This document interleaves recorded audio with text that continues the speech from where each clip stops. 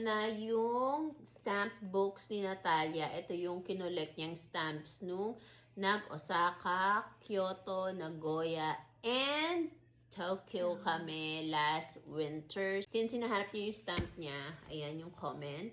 Then, papakita na namin. Isa.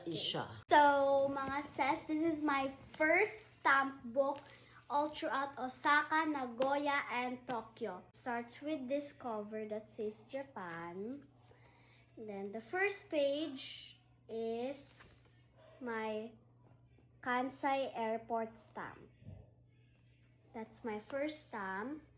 And the second page is my sticker stamp with like I got it from Konbini and from Caspace. Third is my first and second Eki stamps from the same station number. This is my Universal Studios stickers, my Shin Imamiya Eki stamp first trial, and my Traveler's Factory stamp. Parang extra lang ako dito mga sis.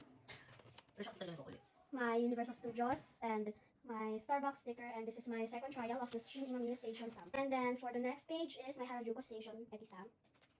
More Starbucks. Umeda. Universal Studios. More Universal Studios.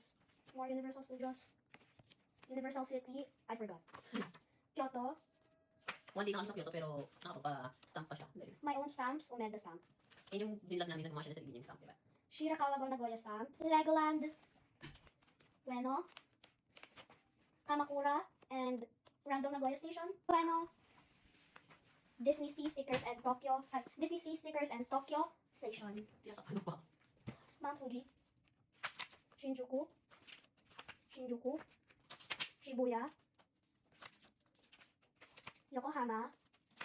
Shibuya. Shibuya. Disney Seas dump, pero mali yung spell nila dito na Dahlia. Ibang tao kasi. Shinagawa. And more Chiba. So it ended there pero madami pang mga page. So these two, parehas lang sila ng mga stamps. Pero mas konti to kasi I got this nung parang mga second last day namin. So yeah, I'm just gonna show it like this. Yan yung stamps niya. And naubos niya to. Yung isang stamp. Uy, This is the bago. ayan. Okay, that ended na.